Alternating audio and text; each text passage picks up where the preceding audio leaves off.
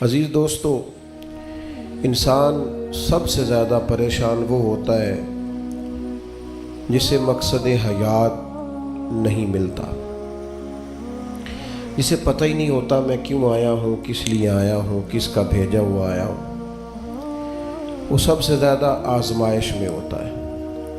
और जिनको मार्फत इलाही नसीब हो जाती है, अपने मालिक का पता जानने लगते हैं, महसूस करते हैं कि मुझे किसी मकसद के लिए भेजा गया है, वो आसूदा ज़िंदगी गुजारते हैं। कल्बी इत्मीनान और इंशराह सदर अल्लाह उन्हें अता करता है।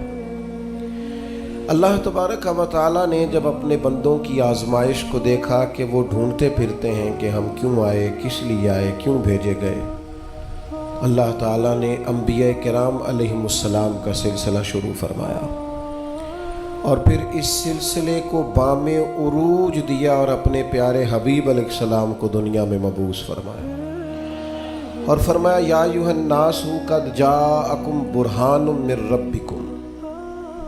ऐ लोगो, ये जो मेरे नबी पाक अलैहिस्सलाम तुम्हारे पास आए हैं तो ये रब की दलील बनकर आए, यानी हुजूर सैयद आलम सल्लल्लाहु ताला अलैहि वसल्लम का वजूद अतहर, किरदार मुबारक, आपका तबलीग व इरशाद, आपका दावत दीन, ये सब इस बात की दलील है कि नबी पाक अलैहिस्सलाम अल्लाह के सच्चे रसूल बनकर दुनिया में तशरीफ़ लाए।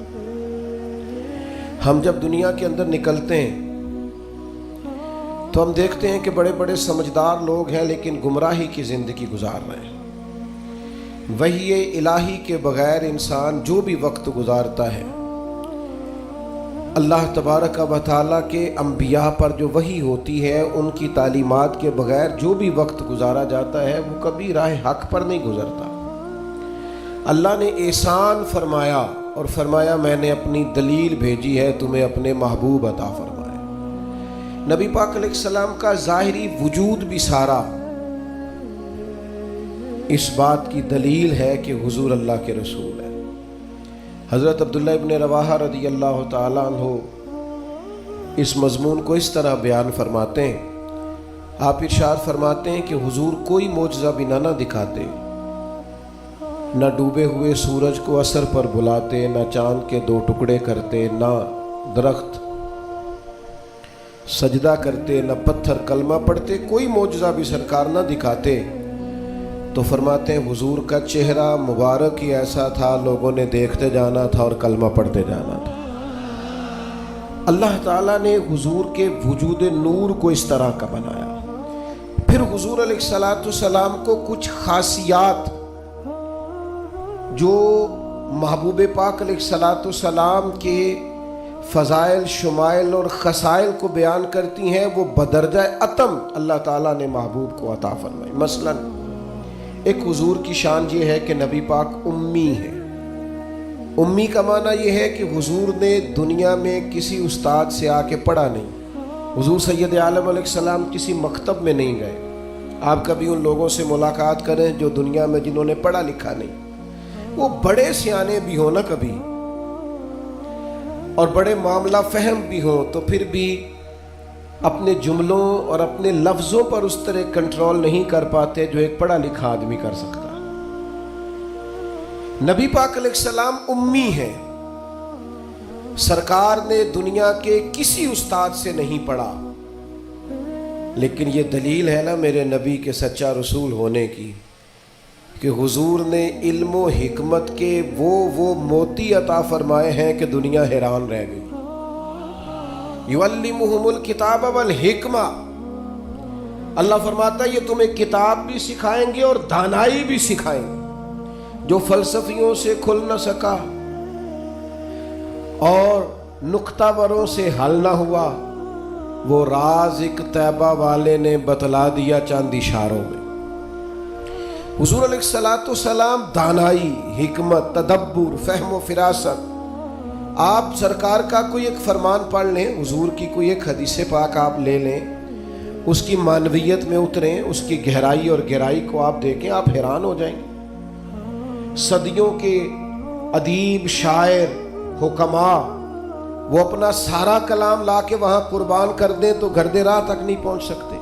जो तदब्बुर अल्लाह ताला ने नबी पाक अलैहिस्सलाम को अता फरमाया, आप गौर करें। हुजूर मदीना तैयबा तशरीफ लाए। अब प्यार करने वाला हर आदमी ही काबिल इकराम होता है। मोहब्बतों का खिराज हमेशा इंसान को कर्जदार रखता है। मेरे जैसे छोटे आदमी से जब लोग प्यार करते हैं तो अपनी गर्दन झुकी हुई नजर आती है कि बोझ ज्यादा है, इस काबिल नहीं है जितनी मोहब्बतों का सामना है। तो अब सब मोहब्बत करने वालों की दिलजोई करना, उनके मेयार पर पूरा उतरना, उनके मामलात को देखना, ये आसान काम नहीं होता। किसी दरवेश ने कहा था मैं दोस्त थोड़े बनाता हूँ, इसलिए कि दोस्त ज़्यादा हो तो हुकूक भी ज़्यादा होते हैं। तो मैं इतनी वुसअत नहीं रखता कि मैं सब के हक अदा कर सकूं। नबी पाक अलैहिस्सलाम मदीना तैयबा तशरीफ़ लाए तो हर आदमी की ख्वाहिश है हुजूर मेरे घर आए, हुजूर मेरे घर आए। और जो भी वहाँ अर्ज गुजार है और पैगाम दे रहा है, सबके सीने भी खुले हुए हैं, दिल भी खुले हुए हैं, आंखें पलकें फरशेरा किए हुए हर आदमी मुंतजिर है कि महबूब मेरे घर में है। बड़ा इम्तिहान है, किस तरह करके सबकी चाहतों का जवाब दिया जाए। तो ये जरा देखिए इस उम्मी लकबी महबूब की हिकमत और दानाई। महबूब फरमाने लगे भी मेरी जो ऊँटनी है ना, ये मामूर मिन अल्लाह है, मैं गोया खुद नहीं फैसला करता मैंने कहाँ जाना है, जहाँ ऊँटनी बैठ जाएगी मैं मेहमान बन जाऊंगा। अंदाज देखिए, नबी पाक अलैहिस्सलाम ने ना ऊँटनी की लगामें उसकी गर्दन पर डाल दी। अब वो ऊँटनी चलती जा रही है, थोड़ी आगे जाके एक जगह पर वो बैठ गई, लेकिन उसके बैठते ही हुजूर उतरे नहीं, महबूब बैठे रहे। अभी सरकार की ऊँटनी पूरी तरह बैठी नहीं थी, फिर उठ के खड़ी हो गई और थोड़ा सा आगे चलने के बाद हजरत अबू अय्यूब अंसारी के दरवाजे के सामने बैठ गई। और वो इस तरह बैठी कि इस तरह जम के बैठी कि उसने अपनी गर्दन भी बिछा दी। जब इत्मीनान से ऊँटनी बैठ गई, नबी करीम उतरे। जनाब अबू अय्यूब अंसारी रदी अल्लाह ताला अन्हु के घर में जलवा फिराज हुए। ये वो दानाई थी मेरे करीम महबूब की, वो हिकमत थी कि किसी मोहब्बत करने वाले को एतराज़ क्या होना था, सबका कुर्बान होने को दिल कर रहा था। हमारे यहाँ तो 4 बच्चे होते हैं और हम किसी ऐसी दानाई का मुजाहरा नहीं करते कि उनके अंदर बराबरी कर सकें। हम इस समझ बूझ का लिहाज ही नहीं करते। हमारे एक उस्ताद थे तो वो अक्सर कहा करते थे, जिनको पढ़ाने की ड्यूटी लगाते उनसे कहा करते थे किसी तालिब इल्म से चिढ़ ना जाना, स्कूल के, कॉलेज के, मदरसे के किसी बच्चे से चिढ़ ना जाना। तुम अगर किसी से चिढ़ गए तो उसका मुस्तकबिल खराब हो जाएगा, इसलिए कि तुम जाती इनाद पाल लोगे। बच्चा बड़ा लायक है लेकिन तुम्हारा फर्मा बरदार नहीं, तुम चिढ़ गए हो, तुम बात बात पे डांटते हो, बिलाखिर वो सारी तबाही हो गई, बदगुमान हो गया। नबी पाक अलैहिस्सलाम उम्मी हैं, लेकिन ये मेरे महबूब की नबुव्वत की आला दलील है कि अल्लाह ताला ने महबूब को हिकमत, तदब्बुर, दानाई। हम दाना नहीं होते, शऊर नहीं रखते, फहम व फिरासत का। वो आरफ रूमी कहते हैं कि एक शख्स बादशाह था, उसने ख्वाब देखा। ख्वाब में देखा कि उसके सारे दांत टूट गए। उसने एक मुअब्बिर को बुलाया, ताबीर कराने वाले को। उससे कहा इसकी ताबीर क्या है? उसने कहा जनाब इसकी ताबीर ये है कि आपके सारे रिश्तेदार आपकी जिंदगी में फौत हो जाएंगे। अब वो बादशाह इतना नाराज हुआ, उसने वो ताबीर करने वाला भी कत्ल करवा दिया। उसने कहा वो भी कोई जिंदगी है जिसमें ना भाई हो, ना बहन हो, ना बच्चे हो, ना बीवी हो, ना माँ हो, ना बाप, मरवा दिया।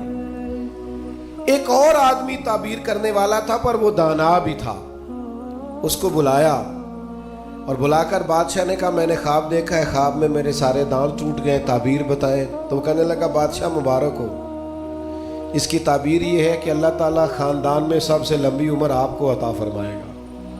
बादशाह ने उसे इनाम दिया, कहा तू जीता रह, क्या तूने बात की है। اب میری بات کو سمجھیے گا، تعبیر اس نے بھی وہی بتائی ہے جو پہلے والے نے بتائی، لیکن پہلے والے نے کہا تیرے سارے رشتہ دار تیری زندگی میں فوت ہو جائیں گے، اس نے اسے بھی مروا دیا۔ بات اس نے بھی وہی کی ہے، لیکن بات گرچہ بے سلیقہ ہو کلیم، پر بات کرنے کو سلیقہ چاہیے۔ آپ بے سلیقہ بات بھی کریں پر سلیقے سے تو کریں، کوئی لہجہ ہی نہیں، حکمت ہی نہیں، کوئی دانائی نہیں۔ دوسرے نے کہا اللہ تعالیٰ آپ کو سب سے لمبی عمر عطا کرے گا، تو بات پھر بھی وہی ہے کہ باقی سارے چلے جائیں گے اور آپ موجود ہوں گے، لیکن اس میں دانائی ہے نا، حکمت ہے نا۔ فتح مکہ کا موقع تھا، عجیب حالات درپیش ہوئے۔ اسلام کا جھنڈا حضرت سعد ابن عبادہ رضی اللہ تعالیٰ عنہ کے پاس تھا، بڑے عظیم صحابی۔ بدر کے موقع پر جس آدمی نے اپنے جذبات سے ماحول گرما دیا وہ حضرت سعد بن عبادہ، ہمیشہ اگلی صفوں میں مجاہدوں کی رہنے والے، مال خرچ کرنے والے، نڈار آدمی، لیکن جھنڈا ان کے ہاتھ میں تھا۔ حالات کچھ اس طرح کے پیدا ہوئے کہ بعض لوگوں نے مطالبہ کیا ان سے جھنڈا لیا جائے، اور کوئی معقول وجہ نہیں تھی، لیکن بعض اوقات نا حالات ایسے بن جاتے ہیں۔ اب حضور علیہ السلام کی بارگاہ سے مطالبہ ہو رہا ہے کہ آپ جناب سعد بن عبادہ سے جھنڈا لے لیں۔ یہ نوجوانوں سے بالخصوص عرض کروں گا کہ علم بھی تبھی بندے کو فائدہ دیتا ہے جب اس کے ساتھ کچھ بندے کو شعور بھی ہو، ہنر بھی تبھی فائدہ دیتا ہے جب اس کے ساتھ کچھ نہ کچھ دانائی بھی ہو۔ شیخ سعدی فرمایا کرتے تھے ایک من علم ہونا تو سنبھالنے کے لیے 10 من عقل کی بھی ضرورت ہوتی ہے، ورنہ ضائع ہو جاتا ہے سارا۔ دانائی، تدبر، یہ دیکھیے امی لقبی محبوب سے ہم نے دانائی سیکھنی ہے، تدبر سیکھنا ہے، فہم و فراست سیکھنی ہے۔ زندگی میں شعور کس کو کہتے ہیں یہ حضور ہمیں سکھائیں گے۔ کہ جناب حضرت سعد بن عبادہ کو اتارنا ہے۔ اب بڑے بڑے دانا صحابہ کہہ رہے تھے یا رسول اللہ کوئی ایسی بات نہیں ہے، حالات اس طرح کے ہیں، کیسے یہ فیصلہ کریں گے؟ تو حضور نے فرمایا کوئی مشکل نہیں، اتار دیتے ہیں، بدل دیتے ہیں، ان سے منصب لے لیتے ہیں۔ یا رسول اللہ یہ آسان نہیں ہے، کیسے؟ فرمایا ابھی دیکھنا تم، یہ اللہ تعالیٰ نے میرے محبوب کو حکمت کے خزانوں کی کنجیاں عطا فرمائی۔ نبی کریم علیہ السلام نے فرمایا سعد بن عبادہ جھنڈا دے دیں آپ واپس، اب آپ لشکر کے علم بردار نہیں رہے۔ انہوں نے بوجھل ہاتھوں سے جھنڈا تھما ہوا تھا، پریشان تھے کہ کوئی ایسی بات نہیں۔ جب حضور نے کہا دیں تو وہ غلام تھے، سانو قید سجن دا گہنا ہے، وہ جینجے رکھے ایسا اونج رہنا ہے۔ انہیں اسی وقت جھنڈا تھما دیا، خوش ہو کے تھما دیا۔ لیکن یہ میرے محبوب کی حکمت ہے، محبوب نے جناب سعد بن عبادہ سے جھنڈا لیا اور قریب ان کے جوان بیٹے کھڑے تھے، محبوب نے جھنڈا انہیں دے دیا۔ فرمایا کمان تیرے ہاتھ میں ہے۔ باپ کا قد اس وقت 10 فٹ زمین سے اونچا ہو جاتا ہے جب اس کا بیٹا اس کی جگہ پہ بیٹھ جاتا ہے۔ وہ کہتا ہے میری فکر گئی، میں اب بے فکر ہوں۔ جب انہی کے بیٹے کو وہ منصب ملا تو اب حضرت سعد بن عبادہ کے چہرے کی کیفیت یہ تھی کہ وہ گویا اپنی آنکھوں اور اپنے چہرے سے بتا رہے تھے میں تو خود جھنڈا پکڑ کے اتنا راضی نہیں تھا جتنا اپنے بیٹے کے ہاتھ میں دیکھ کے راضی۔ یہ آپ تدبر سیکھیں۔ میں اپنے نوجوانوں کو دیکھتا ہوں جذباتی مزاج، بھاگتے دوڑتے، بے چین، پریشان، الجھے ہوئے۔ ابھی میں ملک سے باہر تھا، میرے ساتھ اکثر ایسے ہوتا ہے، بیرون ملک جو لوگ ہوتے ہیں نا وہ زیادہ پریشان ہوتے ہیں پاکستان کے حالات کو لے کر، وہ زیادہ خبریں دیکھتے ہیں۔ تو ایک صاحب مجھ سے کہنے لگے پاکستان کے حالات، میں نے کہا بالکل ٹھیک ہے، یہ اتار چڑھاؤ ہے، زندگی کے ساتھ چلتا ہے، بے چینی نہیں، بے قراری نہیں، الجھاؤ نہیں، ہر وقت کا اضطراب نہیں، دانائی، تدبر، حکمت، معاملہ فہمی، یہ ہمیں ہمارے رسول پاک نے عطا فرمائی۔ آپ اپنی زندگی کو سلیقے سے گزاریں، قیمتی بنائیں۔ آپ اپنے وجود سے بڑا کام لے سکتے ہیں، لیکن کیا ہے؟ دانائی نہیں ہے، جذباتی مزاج، اور جذباتی پن ہماری طبیعتوں کا حصہ ہے۔ جذباتی فیصلے، جذباتی باتیں۔ ہمارے دیہاتوں میں چودھری فیصلہ کس کے حق میں کرتے ہیں؟ جو پہلے آ جائے، وہ سچا ہے یا جھوٹا ہے، پہلے گیا ہے، بس انہیں مینوں پہلا آکھیا تسی تے آئے ہی نہیں، اسی بات میں فیصلہ دے دیا۔ دانائی، تدبر، یہ رسول اللہ صلی اللہ علیہ وسلم نے ہمیں سکھایا، امی لقبی ہے حضور۔ اور دوسری بات، انسان کے پاس جو سب سے قیمتی چیز ہوتی ہے نا، وہ اس کا کردار ہوتا ہے۔ آپ نے زندگی میں نقوش کیا چھوڑے، آپ جہاں رکے، جہاں بیٹھے، یہ ایسا تو نہیں زندگی میں کہ یہ 10 دوست پرانے، یہ 10 دوست آج کل کے ہیں اور ان کے درمیان بھی غیبتیں جاری ہیں، بس کام ختم ہونے کے قریب ہے، اور پھر اس کے بعد اور کوئی 4 دوست ہم تلاش کریں گے۔ اچھے نقوش نہیں چھوڑتے، کتنی خوشیوں سے رشتے طے پاتے ہیں، لیکن وہ تھوڑا وقت نہیں گزرتا تو ساری سوچیں، سارے نظریات گدلے اور میلے کچیلے ہونے لگ جاتے ہیں، وہ ساری محبتوں کو زنگ لگنے لگ جاتا ہے۔ عظمت کردار، بلندی، آپ کے افکار، آپ کا اچھا گمان، آپ کی سوچیں، آپ حیران ہوں گے اللہ تعالیٰ نے نبی پاک کا وجود ہی معجزہ بنایا ہے، لیکن جب حضور کے اپنوں نے دلیل مانگی نا، اپنوں کو مطمئن کرنا بڑا مشکل کام ہوتا ہے۔ قریبیوں نے دلیل مانگی، قریش مکہ نے، کہ آپ نبی ہیں تو دلیل دیں۔ نبی پاک علیہ السلام نے اپنے اپنوں کو معجزہ نہیں دکھایا، بلکہ قرآن مجید فرماتا ہے کہ محبوب نے کہا فَقَدْ لَبِثْتُ فِيكُمْ عُمَرًا مِّن قَبْلِهِ أَفَلَا تَعْقِلُونَ۔ میں کوئی باہر سے نہیں آیا، میں نے اپنی اس سے پہلے کی ساری عمر تمہارے درمیان گزاری ہے، 40 سال یہاں گزارے، اپنے ماں کی گود میں بھی، نانا کے کندھوں میں بھی، جناب خدیجہ کا دولہا بن کے بھی، بیٹیوں کا باپ بن کے بھی، میں نے سارا وقت تمہارے بیچ گزارا۔ افلا تعقلون، تمہیں عقل نہیں؟ گویا محبوب ان سے فرما رہے ہیں کہ میری جیسا سچا ہے تو لا کے دکھاؤ، باہر سے نہیں آیا، تمہارے درمیان رہا ہوں۔ یار یہ مشکل کام ہوتا ہے، چاروں جانب ماحول خراب اور بندہ پھر ٹھیک رہے۔ اکثر لوگ تو اپنے بچے کی غلطی نہیں نکالتے، کہتے دوستوں نے خراب کر دیا، اماں کہتی ہے منڈا میرا ٹھیک سی، دوستوں نے خراب کرتا ہے۔ میں نے کہا چلیں اچھی طرح سے سوچ لیں، ہو سکتا ہے دوست ٹھیک ہو، آپ کے بچے نے سارا ماحول گڑبڑ کر دیا ہو۔ یہ جان چھڑانا تو آسان ہے، لیکن سارے ماحول کے اندر کردار کی عظمت۔ جب نبی پاک علیہ السلام نے مختلف بادشاہوں کو خطوط لکھے نا، اسلام قبول کر لو، تو کیسر روم کو بھی خط لکھا۔ کیسر سیانا آدمی تھا۔ سیانے لوگ جو ہوتے ہیں وہ زمینی حقائق دیکھتے ہیں، جذباتی فیصلے نہیں کرتے، وہ معاملہ فہم ہوتے ہیں۔ آج کل جس طرح میں اور آپ ہیں نا، تصویروں کے اندر زندگی گزار رہے ہیں، لائکس، ویوز، کمنٹس، اسی پر زندہ ہے۔ لوگ ان پر وقت نہیں گزارتے تھے، اس سمجھدار لوگ۔ کیسر روم کے پاس میرے محبوب کا خط گیا، اس نے فوراً نہیں فیصلہ کیا، کہنے لگا کوئی، ورنہ بہت سارے ایسے بدبخت بھی تھے معاذ اللہ جنہوں نے حملے کی تیاری شروع کر دی، ہمیں خط لکھا ہے اسلام قبول کرو ہم حملہ کریں گے، لیکن یہ سیانا آدمی تھا۔ اس نے لوگوں سے کہا یہاں اگر کوئی سردار آیا ہوا ہو نا، مکے کا، تجارت کی غرض سے سردار آیا کرتے، کوئی سردار آیا ہوا ہو تو میری ملاقات کراؤ۔ جناب ابو سفیان ابھی مسلمان نہیں ہوئے تھے، اور ہر جنگ میں قریش مکہ کی لیڈ وہ کرتے تھے، وہ ان دنوں وہاں گئے ہوئے تھے، تجارت کی غرض سے بلا لیا۔ اب کیسر نے سامنے کھڑا کیا، بخاری شریف سے لے کر کتب سیرت میں تمام جگہ، کتب احادیث میں آپ کو الفاظ کے اختلاف کے ساتھ لیکن مفہوم ایک ہی یہ روایت ملے گی۔ کیسر نے سوال کرنے شروع کیے جناب ابو سفیان سے۔ پہلے پوچھا آپ کون ہے؟ کہ میں سردار ہوں۔ کوئی رشتہ؟ کہنے لگے جس محبوب نے آپ کو خط لکھا ہے میں رشتے میں چچا ہوتا ہوں۔ کہنے لگے بتائیے، اس محبوب نے دعویٰ نبوت کیا ہے، ان کے خاندان میں ماضی قریب میں کسی اور نے بھی کیا ہے؟ کہا نہیں۔ کہا کوئی بادشاہ گزرا ہو ان کے خاندان میں قریب کا؟ کوئی نہیں۔ کہا یہ بتائیے ان کے ماننے والے امیر ہیں کہ غریب؟ تو ابو سفیان کہنے لگا ماڑے بندے، ماڑے بندے۔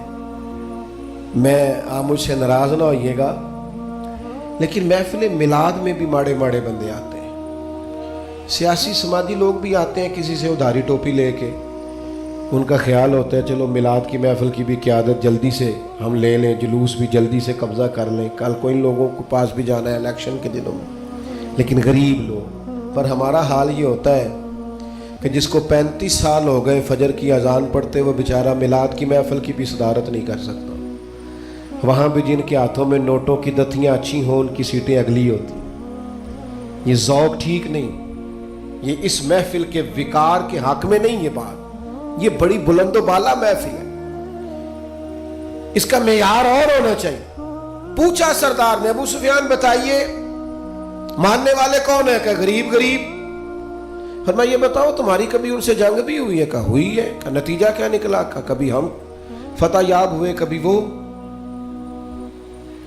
کہنے لگا اچھا یہ بتائیں ان کے ماننے والے گھٹ رہے ہیں بڑھ رہے ہیں؟ ابو سفیان کہنے لگا جی بڑھ تو روز بروز رہے ہیں، اور نتیجہ خیز ہو رہی ہے دعوت۔ اس نے کہا اچھا یہ بتائیں جنہوں نے دعوی نبوت کیا ہے کیا کبھی انہوں نے جھوٹ بھی بولا ہے؟ ابو سفیان کہتے ہیں کہ میں ایک منٹ کے لیے سوچ میں مخالف تھا نا، مخالف رائے دے رہا تھا، لیکن میرے دل کے اندر سے آواز آئی معاذ اللہ میں انہیں جادوگر کہوں، شاعر کہوں، شاعر کہوں تو شاید کوئی شخص میری بات پر توجہ دے، پر نبی پاک نے جھوٹ بولا یہ تو مانے گا ہی کوئی نہیں۔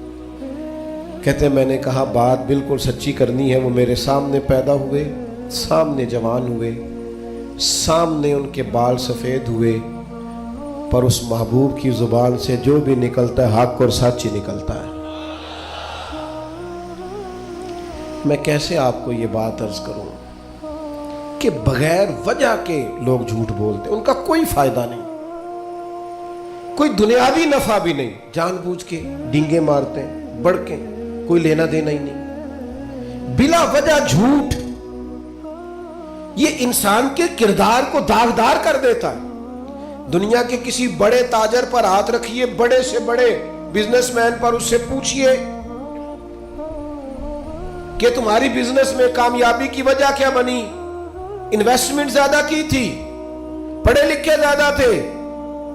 آپ کو ہر بزنس مین کہے گا صرف اللہ نے میرا مارکیٹ میں اعتبار بنا دیا تھا۔ جس کا اعتبار مارکیٹ میں اچھا ہوتا ہے، لوگ کہتے ہیں بندہ ٹھیک ہے، سچ بولتا ہے، اس کا کاروبار چلتا ہے۔ کبھی جھوٹ اور بددیانتی اور فریب سے بھی قومیں آگے بڑھی۔ ابو سفیان کہتے ہیں مجھ سے پوچھا، ایک سوال یہ بھی تھا ان سوالوں میں کہ خاندان کیسا ہے؟ تو میں نے کہا خاندان تو قریشی اور ہاشمی ہے، اعلیٰ خاندان ہے محبوب کا۔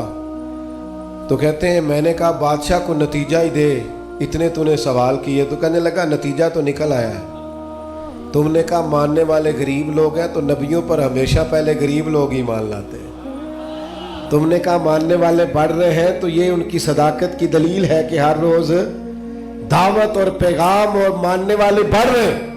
تم نے کہا وہ اعلیٰ نسب ہے، تو نبی اللہ ہمیشہ اونچے خاندانوں میں بھیجا کرتا ہے۔ تم نے کہا انہوں نے کبھی جھوٹ نہیں بولا، تو سردار سچ بتانا، جو بندہ بندوں سے جھوٹ نہیں بولتا وہ یہ جھوٹ کیوں بولے گا کہ میں اللہ کا رسول بن کے آیا؟ نتیجہ تو نکل آیا۔ اسیر دشمن کی چاہ میں بھی، مخالفوں کی نگاہ میں بھی وہ امی ہے، صادق ہے، معتبر ہے، میرا پیغمبر عظیم تر ہے۔ کردار کی جو عظمت ہے نا، کردار کی، یار آپ کی اور میری زندگی کچھ اصول تو ہونے چاہیے، کچھ قاعدے، کچھ ضابطے، جدھر کی ہوا ہوئی ادھر کے ہی ہو گئے۔ آج کل یہ نیا والا فیشن ہے، لہذا یہ اپنا لو۔ بھئی ہم کوئی ہوا کے دوش میں ہیں، کوئی لاوارث ہے، اپنی کوئی تہذیب نہیں، تمدن نہیں، مزاج نہیں، طبیعت نہیں، یعنی جس طرح کا ماحول ہے اس طرح کے بن جاؤ۔ کردار میں کچھ قاعدے زندگی میں بنانے چاہیے، کچھ اصول وضع کرنے چاہیے، کچھ چیزیں طے کرنی چاہیے کہ مجھے ان حدود سے آگے نہیں بڑھنا۔ مومن کی اپنی ایک ذاتی شخصیت ہوتی، اس کا ایک اپنا رکھ رکھاؤ ہوتا ہے، اس کی اپنی ایک وفاداری ہوتی۔ آپ جائیے اپنے بزرگوں سے ملیے، دیہاتوں کے لوگ کیا کہتے ہیں؟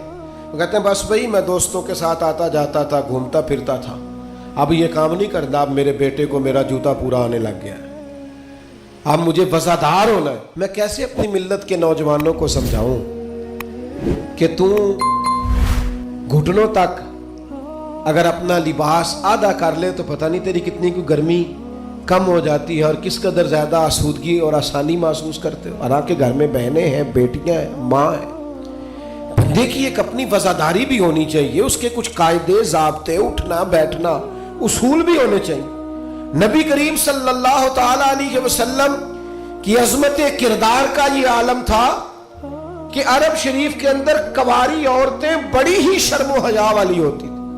لوگ مثال دیتے کہ تم تو کنواری لڑکی کی طرح شرم و حیا والا ہے۔ قربان جائیں سیدہ طیبہ طاہرہ حضرت عائشہ صدیقہ رضی اللہ تعالیٰ عنہ فرماتی ہیں نبی پاک علیہ السلام عرب کی کنواری لڑکیوں سے بھی زیادہ حیا والے تھے۔ حضور حیا والے، متانت، سنجیدگی، کبھی شور و غل نہ کرتے، کبھی بازار میں نظریں اٹھا کے نہ چلتے، کبھی محبوب کی زبان سے معاذ اللہ کسی نے کوئی کمزور جملہ نہیں سنا۔ یہ کیا بات ہوئی، مجھے کسی نے غصہ دلایا تھا، میں نے گالیاں دے دی، تو آپ کے اصول کدھر گئے، قاعدے کدھر گئے، ضابطہ کدھر گیا؟ یہ کیسے ہو گیا کہ آپ بااصول آدمی تھے پھر بھی آپ کی زبان سے بازاری جملے نکل آئے؟ یہ ہو نہیں سکتا نا اگر آپ نے کوئی اصول زندگی میں بنا رکھے۔ تو عظمت کردار یہ رسول اللہ صلی اللہ تعالی علیہ وسلم کی زندگی کا ایک بنیادی عنصر ہے، بنیادی۔ اور پھر حضور سید عالم صلی اللہ تعالی علیہ وسلم کو اللہ تبارک و تعالی نے ایک شان اور بڑی امتیازی عطا فرمائی، بڑی انوکھی۔ وہ یہ تھی کہ اللہ تعالیٰ نے نا محبوب کو فصاحت و بلاغت عطا فرمائی، یعنی بات کہنے کا جو سلیقہ، جو انداز حضور جانتے ہیں نا، یہ کسی اور کو نصیب۔ ہمارے ہاں نا بہت زیادہ باتیں کرنے کا رواج ہے، اس کا نتیجہ یہ نکلتا ہے کہ انسان کے جملے بے وقت ہو جاتے ہیں۔ لوگ کہتے ہیں یار عادت ہے اس کی، اور کچھ لوگ ایسے ہوتے ہیں کہ جن کے پاس آپ بیٹھے نا تو کبھی کبھی تیل کی ضرورت پڑ جاتی ہے کہ تھوڑا تھوڑا یہاں لگا لے بندہ، اس لیے کتنی باتیں سناتے ہیں، اتنی باتیں۔ اور آج کل تو ایک اور رواج بھی ہو گیا، کہتے ہیں قطع کلامی معاف اور ساتھ ہی بات شروع۔ تو میں کئیوں سے کہتا ہوں پہلے پوچھ تو لیں ہم نے معاف کیا بھی ہے کہ نہیں۔ آپ تو گن پوائنٹ پہ معافی لے رہے ہیں، آپ نے حکم دائر کیا ہے قطع کلامی معاف اور آپ شروع ہو گئے۔ گفتگو میں، لہجے میں، دعوت دینے میں، پیغام دینے میں، میں آپ کی خدمت میں عرض کروں گا روز بچوں کو بھی نہیں ڈانٹنا چاہیے، روز نہیں نصیحت کرنی چاہیے ورنہ نصیحت بے وقت ہو جاتی ہے۔ روز ہی انسان کو اس طرح کا ماحول نہیں بنانا چاہیے وہ اس کی طبیعت ٹھہراؤ والی ہو، یعنی سکوت جو ہوتا ہے نا، چپ خاموش آدمی وہ لگتا ہے کہ کوئی طوفان لیے بیٹھا ہے، لگتا ہے کہ یہ اس وقت کسی خاص گہرائی اور گہرائی میں اتر کر کوئی اچھی منصوبہ بندی کر رہا۔ نبی پاک علیہ السلام کو اللہ نے بڑی فصاحت و بلاغت عطا فرمائی، لیکن اس کے ساتھ ساتھ اللہ تعالیٰ نے علم کے خزانوں کی کنجیاں دی۔ سرکار جب بات کرتے نا تو صحابہ فرماتے ہیں ہر جملہ دوسرے جملے سے جدا ہوتا، اس طرح حضور بولتے کہ اگر کوئی لفظ گننا چاہتا تھا تو گن بھی سکتا تھا۔ یعنی بات وہ ہمارے ہاں اکثر نا محافل میں ایسا ہوتا ہے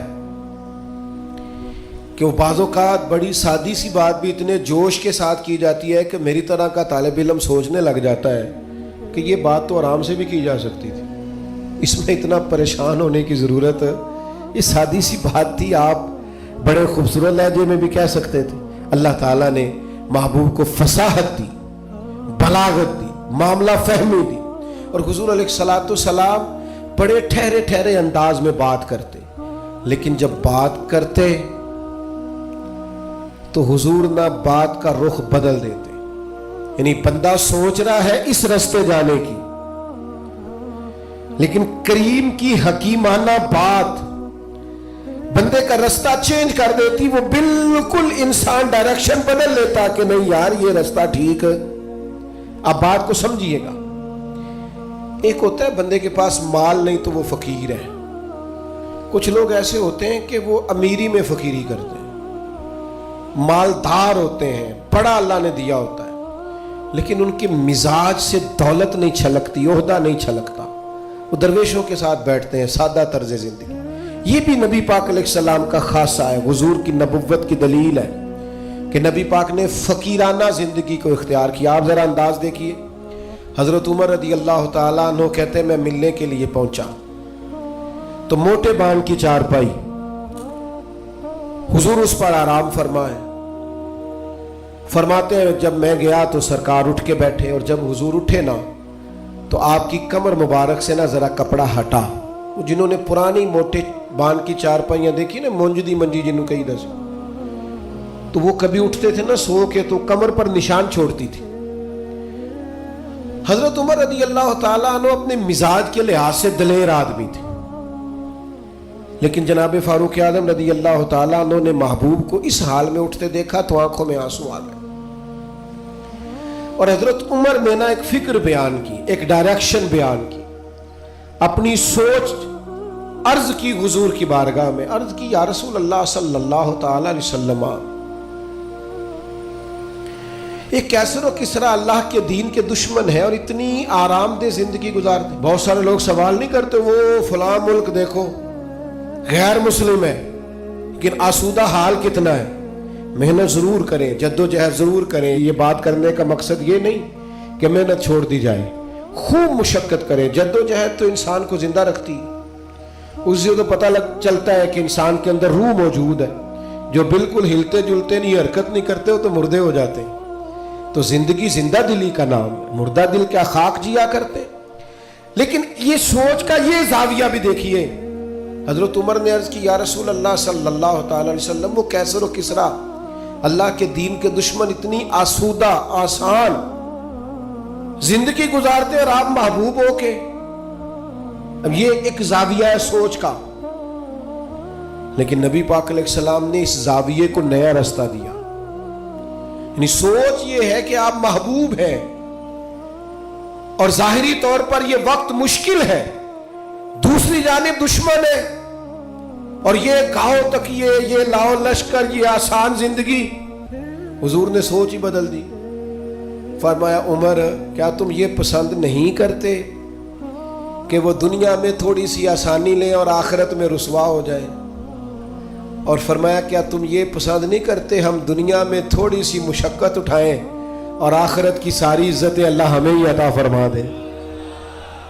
یہ ایک ایسی سوچ تھی کہ جناب عمر کہتے ہیں میرا زاویہ نگاہ ہی بدل گیا کہ جنت میں جئیں گے من چاہی زندگی، وہاں اللہ کے انعامات سے بھرپور لطف اندوز ہوں گے، وہاں اللہ تبارک و تعالیٰ اور اس کے محبوب کے قرب میں ان نعمتوں کو محسوس کریں گے۔ اور حضور نے زاویہ بدل دیا۔ یقین ایک شخص نے آ کے کہا یا رسول اللہ مجھے آپ سے محبت ہے، حضور نے فرمایا سوچ کے کہو۔ یہ ویسے ہم سے نہیں آج کوئی بھی کہہ سکتا، سوال ہی نہیں پیدا ہوتا۔ میں عاشق رسول ہوں تو کوئی بندہ کہے سوچ لے اچھی طرح، کہنے تو نے یہ کیسے بات کر دی، میرے سے بڑا عاشق ملے گا نہیں ڈھونڈنے سے۔ کہا یا رسول اللہ آپ سے محبت ہے، تو فرمایا سوچ لو۔ یا رسول اللہ آپ سے محبت ہے، فرمایا پھر سوچ لو۔ 3 بار حضور نے کہا۔ اس نے کہا حضور مجھے ہے محبت، تو پھر نبی پاک نے فرمایا فقر کے لیے تیار ہو جاؤ، آزمائش کے لیے تیار ہو جاؤ، یاری تیری سونا پر آزمائشاں تیریاں اگ، یہ سونا پرکھیا جامد ہے پر نہ لگاں دے لگ، آزمائش کی تیاری کرو۔ یعنی ایسا نہیں ہے کہ مجھ سے محبت کرو گے تو بڑی آسودہ زندگی، ہر وقت آرام دہ وقت گزرے گا، یہ شہادت گاہ الفت میں قدم رکھنا۔ لوگ آسان سمجھتے ہیں مسلمان ہونا، یا آپ کا خیال ہے کہ فلاں آدمی دیکھو کتنی موج میں ہے۔ میں اکثر کہا کرتا ہوں جو بندہ بڑا ہوتا ہے نا اس کے دکھ بھی اتنے بڑے ہوتے ہیں، اس کی آزمائشیں بھی اتنی بڑی ہوتی، قد کاٹ کے حساب سے آزمائش ہوتی ہے لوگوں کی۔ یاد رکھنا نبی پاک علیہ الصلوۃ والسلام نے سوچوں کو نیا زاویہ دیا. فقیرانہ زندگی، یعنی بہت زیادہ مال ہے حضرت عثمان غنی کے پاس، لیکن سارا اللہ کی مخلوق پر بانٹنے کے لیے رکھا ہوا ہے. خود اگر پیبند لگے کپڑوں سے بھی گزارا کرنا پڑتا ہے تو وہ سکھی ہیں، آسان ہے. ایک دن بھی نہیں مانگا حضرت بلال حبشی نے کہ یا رسول اللہ میرا بھی تو مکان ہونا چاہیے نا. کیوں؟ کہ حضور نے معراج سے واپس آ کے کہا تھا میں نے تمہارے چلنے کی آواز جنت میں بھی سنی ہے. تو جن کے محل بنے ہوئے تھے سوچیں بدلی ہوئی تھی، انہوں نے پھر اپنے زاویہ نگاہ کچھ اور بنایا. بس بات سمیٹنے کی طرف آ رہا ہوں. ایک چوتھی بات نبی پاک علیہ الصلوۃ والسلام کے نبی ہونے پر، اللہ تعالیٰ کی طرف سے برہان ہونے پر بڑی دلالت کرتی، وہ یہ ہے کہ میرے رسول پاک نا طبیب روحاں ہیں. حضور دلوں کے طبیب ہیں. یعنی کچھ چیزیں ایسی ہیں جو انسان کے ظاہر کو سنوار دیتی لیکن باطن پیاسا رہ جاتا ہے. آپ نے بہت سارے لوگ دیکھے ہوں گے، یہ انزائٹی بھلا کس گھر میں زیادہ آتی ہے؟ ڈپریشن اور ٹینشن کس گھر میں زیادہ آتا ہے؟ جس میں بہت زیادہ سہولیات ہوتی ہیں، بہت زیادہ سرمایہ ہوتا ہے، 2-4 نوکر ہوتے ہیں، وہاں انزائٹی بھی ہوتی. کیوں؟ کہ دکھ ہمیشہ انسان کے ساتھ رہتا ہے. جب رزق کا، صحت کا، بچوں کا سارے دکھ نکل جاتے ہیں، بندے کو سہولت آتی ہے تو اب پریشان تو رہنا ہی ہے. لقد خلقنا الانسان فی کبد، اللہ نے انسان کو مشقت میں پیدا کیا. اب انزائٹی آ جاتی ہے، ڈپریشن آتا ہے، ٹینشن آتی. نبی پاک صلی اللہ تعالی علیہ وسلم نا طبیب روحاں ہیں. حضور دلوں کے طبیب ہیں. محبوب کو اللہ نے یہ کمال دیا ہے کہ حضور دل کی دنیا بدل ڈالتے. یعنی حضور کی بارگاہ عالی مرتبت میں جو آتا نا، باطنی طور پر، روحانی طور پر وہ تبدیل ہو جاتا، اس کی کیفیات بدل جاتی. کفر، شرک، نفاق، ہر چیز سے وہ دور ہو جاتا، حتیٰ کہ ہرس، ہوس، لالچ، یہ ساری بیماریاں اس کی جان چھوڑ جاتی. خدا را میری اس بات پر خاص توجہ کرنا، ہم بھی اگر چاہتے ہیں نا بے چین روحیں چین پائیں تو پھر نا کوئی ایک بات حضور کی لے لے زندگی میں. ایک بات، ایک شخص صدر ہوا بہت بڑے غیر مسلم ملک کا، اس سے لوگوں نے کہا کہ آپ منشور دیں. یہ جو پہلی تقریر کرتے ہیں نا وزیر اعظم یا صدر، وہ تقریر دستور ہوتی ہے، منشور ہوتی ہے، میں یہ کروں گا، میں یہ کروں گا. اور ہمارے ہاں تو بہت سارے دعوے بھی کر دیے جاتے ہیں اسی تقریر میں. اس سے کسی نے کہا کہ اتنے ملک کے آپ صدر بنے ہیں تو ملک کیسے چلائیں گے؟ تو اس نے کہا میرے پاس مسلمانوں کے نبی کی ایک حدیث ہے صلی اللہ تعالی علیہ وسلم، میرا وہی دستور ہے، وہی منشور ہے. کہا وہ کیا؟ تو بڑی عام روایت ہم سب کو آتی ہے. نبی پاک علیہ السلام نے فرمایا مومن وہ ہے جو اپنے لیے پسند کرے وہی اپنے بھائی کے لیے بھی پسند کرے. وہ کہنے لگا بس میں نے طے کر لیا ہے، جو میرے اور میرے بچوں کے لیے اچھا ہوگا سارے ملک کے لیے وہی کریں گے. اسی میں ہم اپنا سارا دستور اور منشور رکھتے ہیں. حضور سید عالم صلی اللہ تعالی علیہ وسلم کا کمال یہ تھا کہ حضور کی بارگاہ میں جو لوگ آتے تھے وہ قلبی اطمینان محسوس کرتے تھے. قلبی، آپ اندر سے مطمئن ہو نا تو سادی روٹی بھی لذت دیتی ہے، لیکن ذہنی طور پر آپ کسی آزمائش کا شکار ہو تو جتنے مرضی اچھے کھانے پکا لیں. حضور کی بارگاہ عالی مرتبت میں کمال یہ ملا لوگوں کو کہ انہیں اطمینان قلبی، فقیری میں بھی. سیدہ طیبہ طاہرہ حضرت خدیجہ الکبریٰ رضی اللہ تعالی 20 گویا کنیزیں تھی جناب خدیجہ کے گھر کام کرنے، ملکہ تھی وہ تو گویا مکے کی، لیکن جب نبی پاک کی بارگاہ میں آئی تو سارا مال خیرات کر دیا. وہ جن کے کام کوئی کرتا تھا وہ خود چولہے میں ایندھن جلاتی، وہ خود کھانا پکاتی، سارے کام کاج کرتی. آپ اچھی طرح جانتے ہیں کہ بندہ غریب سے امیر ہو تو وقت گزر جاتا ہے، خدا نہ خواستہ امیری سے غریبی آ جائے تو عادتیں اب اور بن چکی ہوتی ہیں، حالات خراب ہو جاتے ہیں. جناب خدیجہ رضی اللہ تعالی عنہا اس قدر زیادہ مطمئن تھی اپنی وہ زندگی پر کہ محبوب کے لیے کھانا پکا کر وہ باورچی خانے سے نکلی اور لا کر حضور کی بارگاہ میں پیش کیا تو حضور فرمانے لگے ختیجہ آپ کے آنے سے پہلے جبریل امین آ گئے اور انہوں نے آن کر کے فرمایا ہے کہ یا رسول اللہ ختیجہ آ رہی ہے، ختیجہ کا رب کہتا ہے میرا ختیجہ کو سلام کہہ دیجئے گا۔ وہ راحت، وہ اطمینان، وہ قرار، وہ سکون۔ حضرت مصعب ابن عمیر رضی اللہ تعالیٰ عنہ بڑی امیر ماں کے بیٹے تھے۔ مکہ شریف میں سب سے اعلیٰ گھوڑا، سب سے اچھے کپڑے اور سب سے مہنگا رہن سہن شارحین نے لکھا ہے اس شخص کا تھا، حضرت ابن عمیر رضی اللہ تعالیٰ۔ لیکن مشکات میں حدیث ہے، حضرت مولا علی شیر خدا حدیث کے راوی ہیں، فرماتے ہیں ایک دن حضرت مصعب ابن عمیر رضی اللہ تعالیٰ عنہ مسجد نبوی میں آئے تو ان کی حالت یہ تھی کہ ٹاٹ کا لباس پہنا ہوا تھا، کلمہ پڑھا ہے، مسلمان ہوئے ہیں، حالات کا سامنا ہے، وقت نے اور طرح کا رخ اختیار کر لیا ہے اور ایک پیر میں گویا جوتا ہے دوسرے میں نہیں ہے، کوئی کام کیا چلے گئے۔ حضرت علی کہتے ہیں وہ چلے گئے پر حضور کی آنکھوں میں آنسو آ گئے اور کریم فرمانے لگے دیکھو یہ وہ تھا جو بڑا شاہانہ وقت گزارتا تھا، میری محبت نے اس کا کیا حال کر دیا۔ لیکن حضرت مصعب ابن عمیر سے جب بھی کسی نے پوچھا حال کیا ہے تو انہوں نے کہا جو اطمینان اللہ نے اب عطا فرمایا ہے نا، جو سکون، وہ قرار، چونکہ مقصد حیات ہاتھ آ گیا نا، معرفت الہی مل گئی ہے نا، ہم نے نبی پاک علیہ السلام کی صورت میں اللہ کی وہ دلیل دیکھ لی ہے نا، زندگی کسی کام لگ گئی ہے، ہمیں اپنا اٹھنا بیٹھنا کام کرنا نتیجہ خیز محسوس ہونے لگا، کچھ زندگی کو کوئی کام مل گیا، میری خانہ بدوشی کو گھر نصیب ہو گیا، مجھے کو رستہ میسر آ گیا، تو لہٰذا اطمینان قلبی، چین، سکون یہ بہرحال اسی رستے میں موجود ہے جو رستہ رسول پاک نے عطا فرمایا۔ دل بے چین ہے، طبیعتیں بے قرار ہیں، شکوے ہی شکوے ہیں، پریشانیاں ہی پریشانیاں۔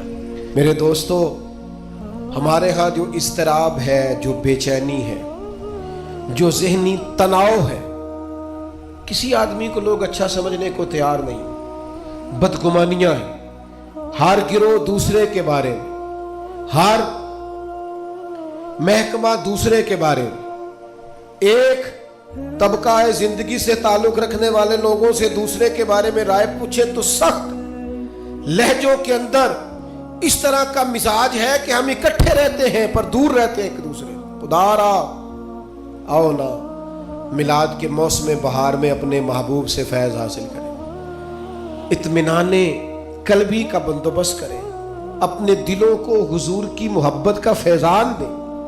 ہم تھوڑا ٹھہرنا سیکھیں، تھوڑی بردباری سیکھیں، تھوڑا علم سیکھیں، تھوڑا تدبر سیکھیں، اپنے نبی کریم علیہ السلام سے حکمت سیکھیں، دانائی کے سوتے ہماری طبیعتوں سے پھوٹے۔ دو قسم کے لوگ مطمئن زندگی گزارتے ہیں، دو قسم کے حکماء نے لکھا دو بندے، ایک جو جس کے پاس جائز پیسے ہوں اور وسیع ہوں، ناجائز پیسے وسیع ہوں تو وہ بھی بے چین رکھتے ہیں، بندہ مطمئن نہیں رہتا، الجھا رہتا ہے۔ جائز پیسے ہو اور وسعت ہو رزق میں تو انسان مطمئن ہوتا ہے۔ اور دوسرا اگر اللہ کتاب و سنت کا علم عطا کر دینا پھر طبیعت میں وہ ٹھہراؤ آتا ہے، وہ سکون آتا ہے۔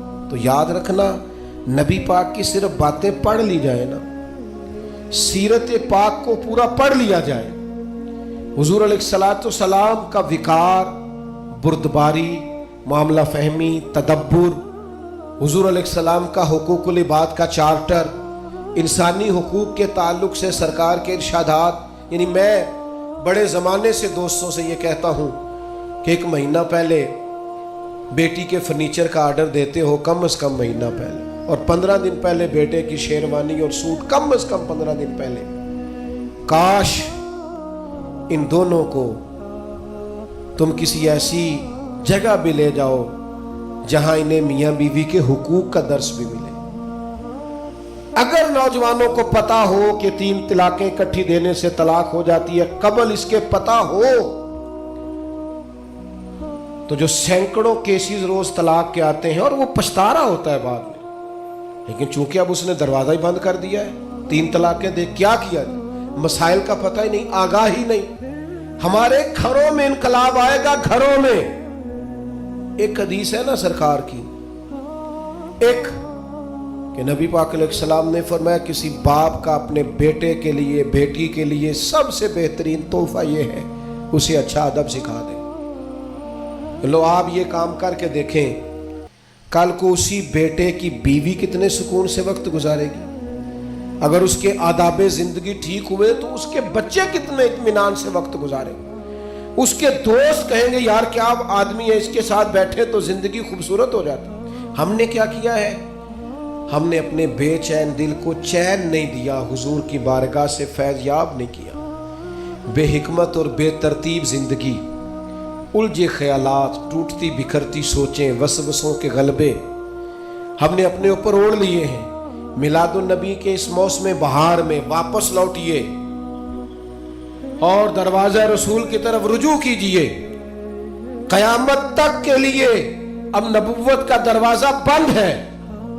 कयामत तक के लिए जिसे भी इत्मीनान और सुकून मिलेगा सिर्फ गुंबद खजरा वाले महबूब की बारगाह से मिलेगा। लेकिन हमें अब नारों की दुनिया से, अब हमें जज्बाती गुफ्तगू की दुनिया से बाहर आकर हकीकत पसंदी का मिजाज इख्तियार करना होगा। हमें वो चीजें इख्तियार करनी होगी और अमलन अपनी जिंदगी में नाफिजुल अमल करनी पड़ेंगी। फिर आप देखिएगा खुद ब खुद कि बड़े उलझे हुए लोगों की जिंदगी में भी आप अपने आप को मुतमईन पाएंगे। दरवेश क्यों मुतमईन रहते थे? ख्वाजा मोइनुद्दीन अजमेरी रहमतुल्लाह अलैह जब बहुत हमले होने लगे हिंदुओं की तरफ से, तो आपके हालात में लिखा एक शख्स ने आपको कहा बेचैन नहीं होते, उसी तरह खैमे में अकेले सो जाते हैं, हालांकि हालात इतने ख़राब हैं। तो ख्वाजा साहब फरमाने लगे मैं को लवारस हूँ, अकीदा है तो ईद वाला हूँ। हालात ख़राब हो गए तो क्या हुआ, बच गया तो तबलीग करूँगा, दुनिया से चला गया तो शहादत की ज़िंदगी नसीब हो जाएगी। हर तरह से खैर ही खैर है, दोनों जानब से करम ही करम है। तो मोमिन की ये शान होती है कि वो तो मुतमईन होता है, उसको तो अल्लाह तबारक व तआला सुकून अता करता है। लेकिन हमारा उलझाव अब ख़तरनाक हो गया। तो 4 बातें मैंने आपकी खिदमत में अर्ज़ की। एक तो हिकमत, हुजूर उम्मी है, परदानाई, तदब्बुर, मामला फहम। और दूसरी बात, रसूलुल्लाह सल्लल्लाहु अलैहि वसल्लम ने हमें अज़मत किरदार सिखाई। अपनी ज़िंदगी के चारों जानिब उसूलों की दीवार खड़ी करें, अपने उसूलों की रोशनी में आप जिए। कोई आ रहा है, कुछ जा रहा है, ये काम चलता रहे, लेकिन आपको अपने उसूल तोड़ने नहीं है। वो कायदे आज़म मिलने आए ना हज़रत अमीर मिल्लत से, देर से आए, रात को देर से। हज़रत अमीर मिल्लत ने लांगरी को बुलाया, कहा खाना ताज़ा पकाओ। तो कहने लगे मुझे सालों बीत गए, मैंने रात को कभी खाना नहीं खाया। तो हज़रत अमीर मिल्लत कहने लगे मुझे आधी सदी होने को है, मैंने बगैर खाना खिलाए मेहमान सोने कभी नहीं दिया। आपके उसूल है तो हमारे भी उसूल है, तो रोटी खा गई सोएंगे।